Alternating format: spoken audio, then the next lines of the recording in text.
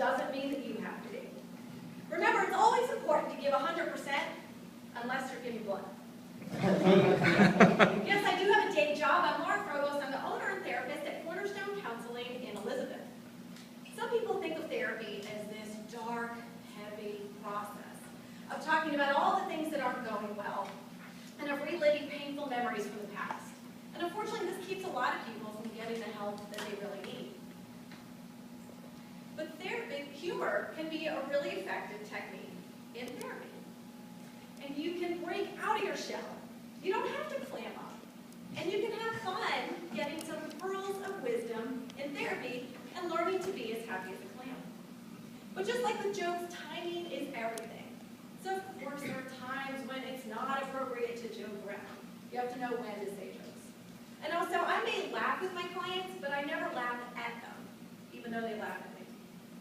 So who here ever uses humor to break some awkward tension?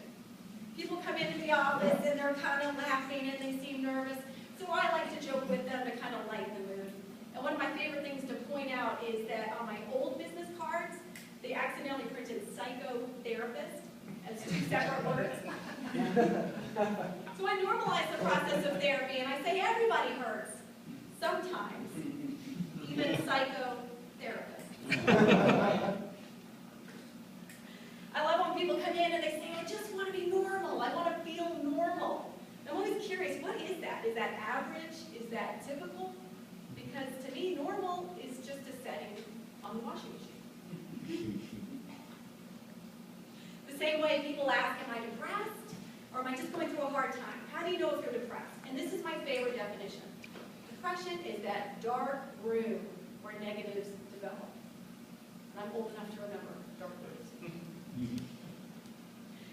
So just like in therapy, Steve likes this, you have to know where you are and know where you want to go in order to know how to get there. Because otherwise you're just lost in a crowd, in a bar crawl at the epicenter.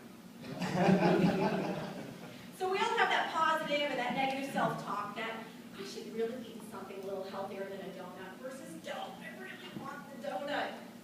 But the devil is in the details.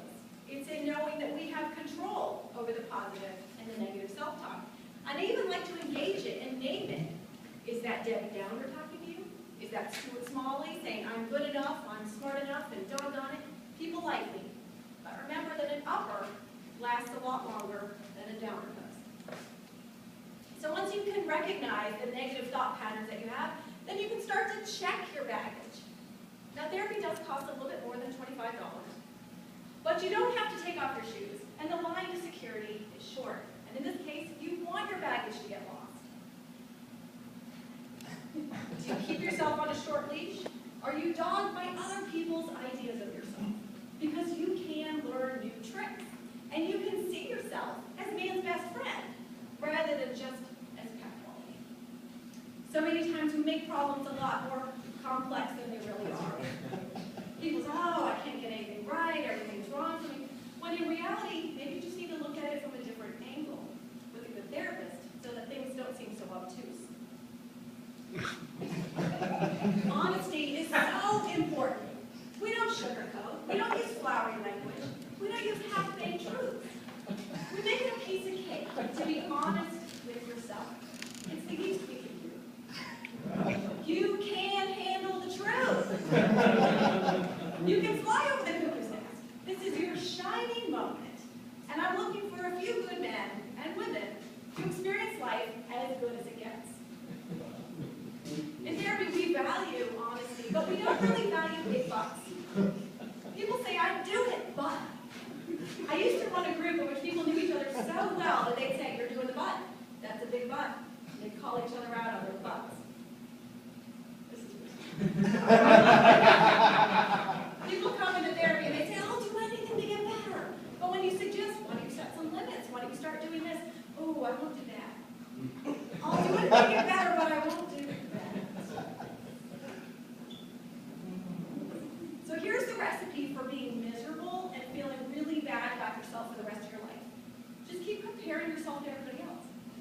No, honestly, you need to see that you are unique and an individual, just like everybody else. So last cleanup on aisle 9, someone just spilled their guts. novel